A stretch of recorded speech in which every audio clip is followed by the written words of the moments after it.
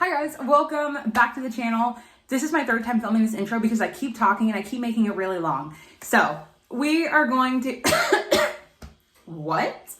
Okay, that was so random. I'm gonna leave that in though. We are gonna make it, what are we making? Hold on. Okay, we are making baked chimichangas with refried beans in them and like a coleslaw, crunchy, nice, cold topping because delicious. Anyway, it has been a while since I filmed a video. Let's just get that out there.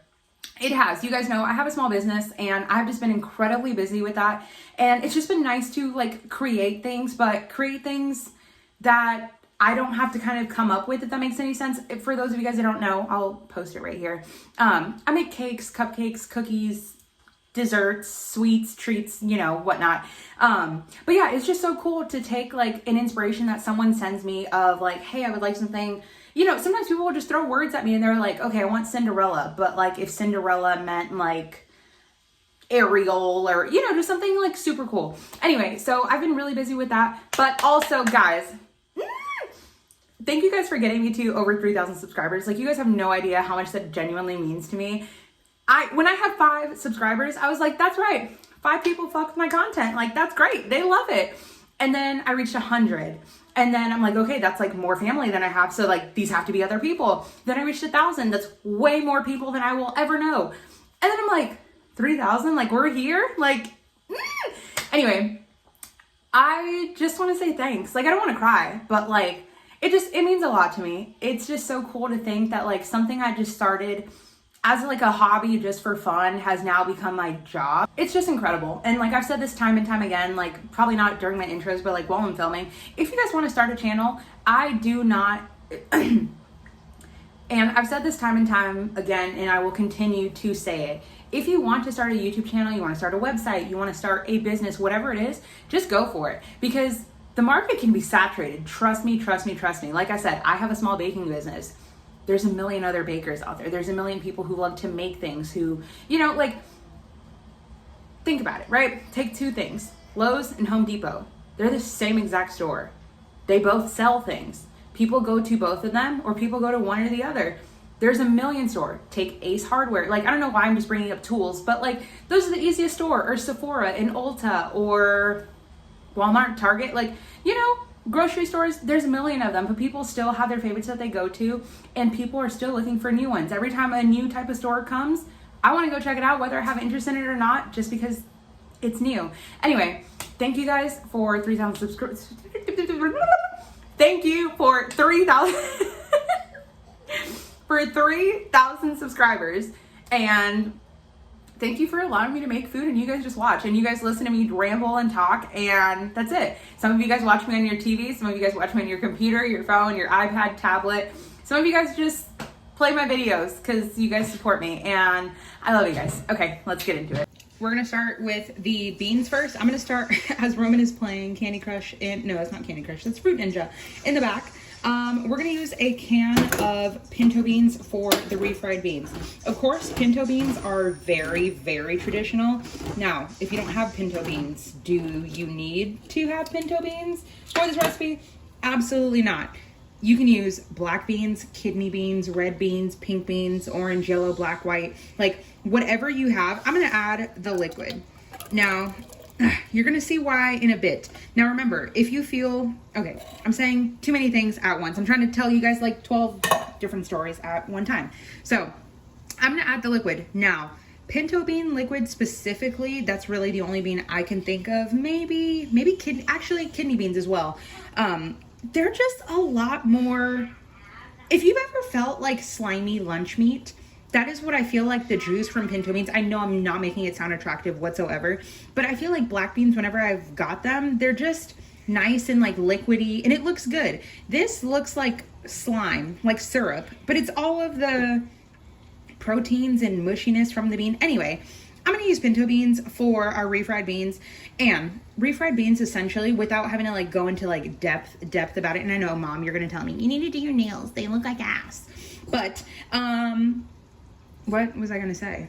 And I forgot what else I was gonna say, but we're gonna make the refried beans. Now, if you're making them from dry and your liquid's like a bit thinner, they're gonna be perfectly fine because in the end, you don't want your, I guess depending on how you like them, but you can make them thinner or thicker. You can always add more water to make them a little bit looser, depending on what you're gonna eat them with or what you're gonna put them on or in or however.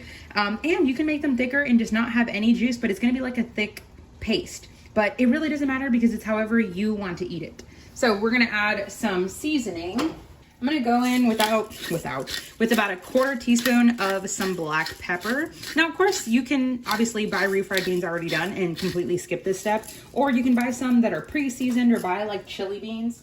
The point is, you guys know, I like to stretch meals when possible, and I like to stretch ingredients. So instead of having to add a ton more chicken to this recipe, which of course you could swap that with any other meat, I want to make this go further. So I'm going to add some beans, and it's a bit healthier.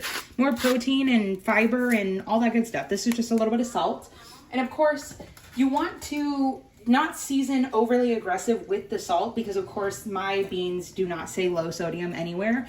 So there's already there's already some salt in the can. I'm going to add about a teaspoon of onion powder, teaspoon of garlic powder, a little bit of paprika to just kind of help that color along. Remember, paprika, unless it is smoked, it's just for color, not really flavor. About a quarter teaspoon of some cumin. Cumin is one of those things that I feel like it just makes Mexican food where it should be. And it just gives it that extra little that it needs. But a bit too much cumin and I feel like it's completely ruined. Then about a half a teaspoon of oregano. I have some fresh in my garden. I should have just grabbed that, but oh well. Now I'm gonna add a little bit of chili powder. Remember, of course, depending on the brand, just a couple shakes, not even a quarter teaspoon, maybe an eighth of a teaspoon. Chili powder is a blend of chilies, hence the name. So chili powder is not necessarily spicy because it's not one specific pepper. It could be bell peppers, jalapeno, poblano. It could be a lot of different peppers. So not necessarily to say it's going to be spicy. And as I'm sitting here looking for my potato masher, we're going to take this. And of course, there is no heat right now, but I just kind of want to open these up so that while they cook, I don't have to worry about any like hot beans spewing oh my God, that was stuck together, spewing my way. Okay, I'm just gonna give them literally the lightest smash ever. And when you make them like this, you can leave them as smooth or as chunky as you would like. So if you want to put them in the blender, you can, or if you just want to do it by hand, or if you just want to put beans in your recipe that are a little bit seasoned, or I said in your recipe, I meant like in your meal without, you know, cooking or having to do this whole situation here, you can absolutely do that. See guys, this is what happens when I don't film like for a good amount of time. I just completely forget how to use my words and form sentences, but it's okay. Okay, you see how we are still kind of loose here, but thick in a way? This is perfect because if I feel like it gets too thick, I can just thin it out. Okay, and of course, as things warm up, it's gonna be a lot easier to smash them. And remember, keep cooking it. If it is too thick, add a little bit more juice. Too thin, just let it burn, let it cook. Okay, so we're just gonna mix it a little bit. Of course, don't wanna scratch it. I just wanna slightly taste for flavor. Of course, this is cold. Okay. Yeah, that's real good. All right, I'm gonna let these cook for about maybe like 3 or 4 minutes. They're already cooked from the can, but I just wanna warm them up a bit more so that I can smash them. And I'm not even gonna lie to you guys. It is 11:30 as I'm filming this. Like in the morning? Yeah, 11:30 in the morning. So clearly we are not gonna eat dinner now. These are gonna go back in the refrigerator and we'll pull them out when we're ready to eat. But yeah, okay, we'll be back and I'll show you guys what they look like. And actually, the last thing I forgot was a little bit of chicken bouillon powder. That's just like my #1 go-to with any meal. Don't worry, it gives you salt, so of course be careful with that. But it is just, it is so incredibly good. I guess technically if you're a vegetarian, you really wouldn't add that. But I doubt there's any chicken in there. It's just to give it good flavor. I don't know. Okay, but you guys see these bubbles and kind of like the spewingness? That is what I was telling you guys that you want to be careful of when you start to heat it up. So if they're, once again, too thin for you and you want them to thicken up like I want these to, you want to put a lid on it because hot beans flying your way is not the vibe here. You will end up with a burn like this. That was from me touching the hot pan. This happened like a couple days ago. Anyway, I'll be back. Now that our chicken is all done, I'm gonna take a bowl. I can't even really tell you guys how many pieces were on there because I'm not entirely sure, but I have a big gallon size. Okay, it's like 3/4 of the way full. But anyway, you can see like there's a couple of skin-ish pieces or breaded pieces in there, but the way I'm gonna make it, you're not really gonna taste it. And even if you do, oh well, it just adds to the goodness. So I'm gonna add about half of this, maybe like a third. I tried to shred it, but obviously there's like some bigger pieces in there because I wasn't like too, you know, crazy about just wanting to be so perfect with it. Then literally, like I said earlier, the best part about this, take your chicken pre-shredded. Trust me, you do not want to throw just like, even if you have a rotisserie chicken, I know you are probably tired, you're drained from the day, that's why you got a rotisserie chicken. Pull the meat off of the chicken when it is still warm to room temperature, because when you wait for it to get cold, it's terrible and it is so hard to take off. Anyway, I'm gonna pop this in the freezer, or I might just leave it in the fridge for tomorrow in case I decide to make more. Then, of course, we have to season our chicken because this chicken is just basic. There was like nothing on it. So the cool part about this is that literally you can season it with whatever you want. So if you want to make super, I don't know, like Puerto Rican style or Cuban, Mexican, Italian, like, I mean, what? So I'm going to add a bit of black pepper. And of course the seasonings are kind of going to get like somewhat stuck on there. Yeah, I guess I probably could have used a cutting board to do it. It's okay. Then I'm going to go in with some salt. Then I'm going to take a bit of the Trader Joe's Barbecue 101 seasoning. So it's literally actually, let me not lie to you. This is a good seasoning, but I'm not going to use this. I'm going to use a seasoning that Brad made. So it's called Hog Seasoning from, I got Brad for his birthday, Father's Day. I think it was his birthday. A Rodney Scott cookbook, and he's like a pitmaster from the South. Anyway, all of his stuff is so good, but this hog seasoning is really good. But if you guys can see all of the red pepper flakes in there, like this will burn your booty. Like this ish is real hot. So I'm gonna try to get the bits that maybe don't have, okay, I have to get the bits that don't have as many crushed red peppers. Okay, so I'm gonna kind of skim it from the top. Okay, this is gonna be spicy, but it's okay. So essentially the hog seasoning is literally a barbecue seasoning just with crushed red pepper in it, but a lot of crushed red pepper. So literally take a barbecue seasoning or a taco seasoning, you're good. You can season this however you'd like. This one does have a little bit of salt in it, so of course you don't wanna add too much salt. Oh my gosh, I feel it. I have to sneeze now because of all the seasoning. And I'm just gonna go in with my hands. This is like the most inconvenient way I could have done this. Don't ask me why I'm doing it this way. Okay, but I'm gonna go in and break up the pieces of chicken. And of course, like I said, obviously use a rotisserie chicken or just do what I did. But I recommend a mixture of light and dark meat here. I've always told you guys, essentially we are going to double cook this because the meat is already cooked. Then we're gonna put everything in the oven.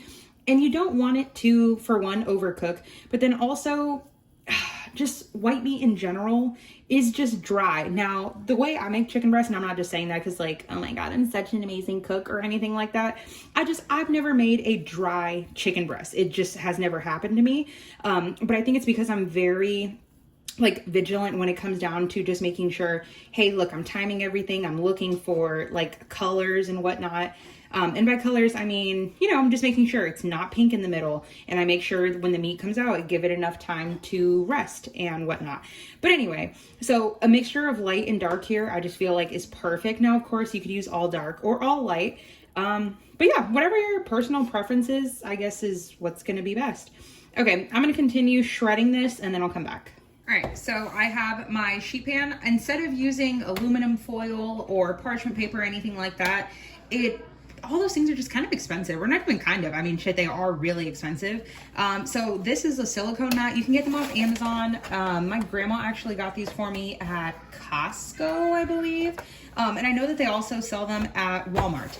My sheet pan is just kind of small. I have another one, but okay, why don't I just use the other one and make it easier for myself? I'll be back. Okay, there we go. I have the one that actually fits in here because this is like a true, what is this, a half sheet? Yeah, it has to be because that's a quart. Anyway, so I have that. Then I'm just going to use some of these whole wheat tortillas. You can literally use any kind. It does not matter. Instead of the whole wheat ones, we have another. Okay, I know someone is looking at this date. Let me just tell you, the one thing that I love and hate about store-bought tortillas is they don't go bad. Now, if you're a saver like me, that's great because they don't expire. But then also you're thinking, what the hell am I eating that these expired March 29th and they taste fine, they smell fine, they look fine? Like, all of April is gone. Today is May 2nd. Like, anyway, we're just gonna get over it. It's okay. And remember, it's me eating it, not you. And the one thing I hate too is that they get stuck in the center. So you have to just like fold them, and then you have to play this game. Are they gonna rip? Are they not gonna rip? Are they gonna rip? Are they not gonna rip? Ugh. Okay, I don't know how many I'm gonna make. I guess realistically, it just depends how much or how little I fill them. Definitely gonna make 4. That's only 3. Definitely gonna make 4 so that we can at least have 2 and kind of figure it out from there. Okay, so yes, you could heat them, toast them, but the oven is going to do just that for us. So what I'm gonna do, I put my refried beans that we made earlier in a little jar here. Then I'm gonna take that, smear it, I almost said spray, smear it on the bottom. This is kind of going to be like your glue that is going to hold everything together, but also, like I said, stretching your meat, stretching everything every way. Okay, and then to make it easier, we're going to add some cheese. This is, don't worry, I have more cheese than this, but this is cheese from like a little salad packet. Look at me, resourceful, making it work. Okay, okay, Brad loves cheese, so we're just going to add that whole thing. Then we're going to take some chicky. Oh, that's a lot of chicky. Okay, maybe take a little bit out. Then, just like we do for any type of rolled situation I do like this, just roll it, and that's it. Seam side down. Try not to like, you know, bend it and make it go all crazy. And that's it. And then I'm gonna do that for the rest of them, and we'll be back. Then once you have all of these rolled, filled, then I'm gonna take a little bit of avocado oil spray. Okay, I really thought this was gonna be empty. I'm gonna kind of get them like a good, nice, lathery coat. Why am I gonna do that? So that they get crispy. Now, you could do this on one side. Okay, that's not really making any sense, but once I explain it, hopefully it makes sense. You can put a little toothpick in them, leave them like this, and then flip them over so they'll get crispy, like extremely crispy on both sides. I am choosing not to do that because that's just a lot more work. I'm gonna have to remember to take the toothpick out of each of them, hope that they don't break, hope that the stuffing doesn't fall out, and I don't really care about it that much. If I want them crispier, I will just bake them for longer. So I'm not gonna add any cheese on here. One, because while I added everything was cold. This was not like freshly all hot and made together. So they're gonna bake for a little bit longer. And I just don't want the cheese to burn if I do decide to add cheese on top. And I just, I don't know. You guys know I'm not really the biggest fan of like a lot of cheese. I love pizza. I love things with cheese in them, on them. However, I love mozzarella sticks, but as far as like going like heavy on the cheese, not really my thing. Anyway, this just like accidentally went on top. But yeah, I'm gonna put them in the oven at 375 degrees for about 15 minutes. Remember to check on them, of course, depending on what type of tortilla you're using, how hot your oven runs, and a bunch of different factors. It could take more time or it could take less time. I would say cap it at 30, but at least 10 minutes. Okay, we'll go from there. And I said I wanted to do a little crunchy coleslaw situation. The one thing I hate is when I put stuff in my freezer, they end up like this. Like, I said when I put stuff in my freezer. When I put stuff in my fridge and it goes too far back in my fridge, it ends up like freezing it, and it's so annoying. I don't know if that happens to any of you guys, but it's so annoying. I like to let my refrigerator run low, if that makes any sense. Like, I like it to be as cold as, okay, I'm trying to say like two different things, but it almost has like the same meaning. I like for my fridge to be as cold as possible, but also I like for my fridge to get empty. I like to make sure that I use everything that we buy. So that is why I had a friend come over and she's like, what do you guys eat for dinner? Like, your pantry is completely stocked, but there's like nothing in your refrigerator. Like, how do you make dinner? And I'm like, I plan everything so that everything gets used up. And if it doesn't get used up, I'm going to add it in and we're just going to figure it out from there. Yeah, that's just the way it is. So I'm going to take about a handful of, did I even show you guys what this is? It's just a bag from Sam's Club. That is the best price I have ever seen. Of course, this is a 2-pound bag, so it's really big, but it lasts a really long time. as long as you don't put it in the back of your fridge. But I'm gonna take a good handful of this coleslaw. I wish there was more. This is red cabbage, even though it's purple in color. I wish there was more of it. Now, don't get me wrong, they don't taste any different, so it's not like, oh my God, I'm missing out on the flavor. No, I like it. It's pretty. Okay, now that I have that, so now, like I said, using this as like a little slaw salady situation. So this isn't going to be like a creamy, wet coleslaw. Actually, I might be lying to you. It probably is going to be. We're going to figure it out. I'm going to make a little sauce on the side. I always recommend doing this stuff like table side or just before you're going to eat, because although this is sturdier than like a traditional lettuce, you don't want it to start wilting. Okay, this piece looks kind of ugly, but we're just going to leave it. You don't want it to start wilting and getting really ugly. Also, whoever out there makes coleslaw, please add more carrots. This is ridiculous. There's like 5 pieces of carrots in here. If I had extra shredded carrots, I do have regular carrots, but I'm not going through all that work right now. I'm just not. But if I had extra shredded carrots, I would add them in here. But we're gonna put that to the side. Then I'm gonna grab a little bowl for our dressing. Okay, actually we're back. I completely forgot about this. I'm gonna add some cilantro in there. Of course, I love cilantro. I add it into all of my slaws and all of my salad. It's about, I'd say, a half of a cup, quarter of a cup.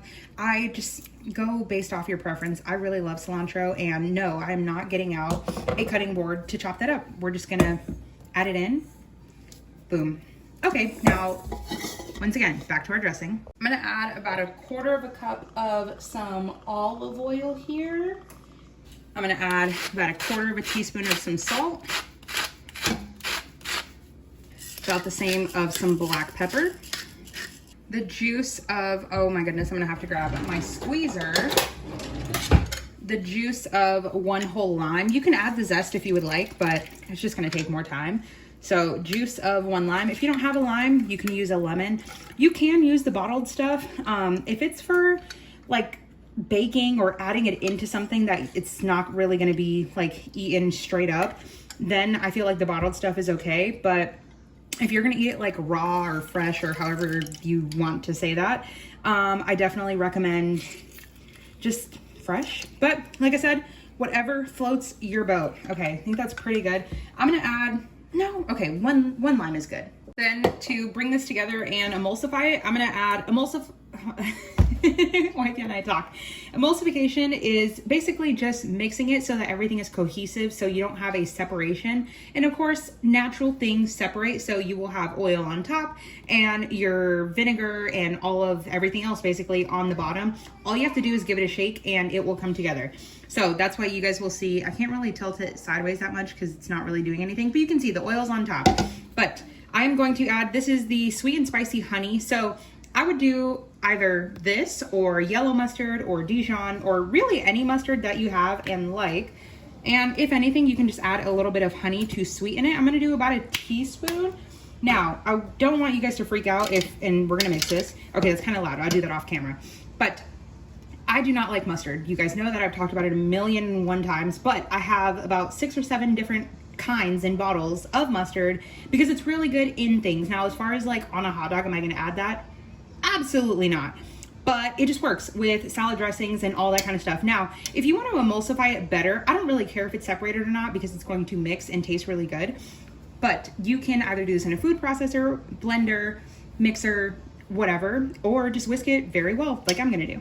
So of course, you're still gonna see like an oily sheen on top, and it probably is still gonna separate because the amount of ratios is supposed to be like a 2-to-1, but I just like to go based on what I like, not proper proportions and measurements here. But yeah, this is pretty good. Now, of course, give it a little taste. Okay, it's still very olive oil heavy.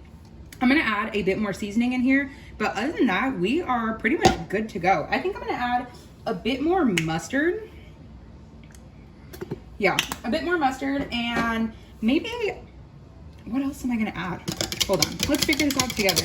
I'm gonna add a bit of chicken bouillon for the saltiness, but then also chicken bouillon to me just kind of has that flavor that's like, like it's that hidden secret ingredient, you know?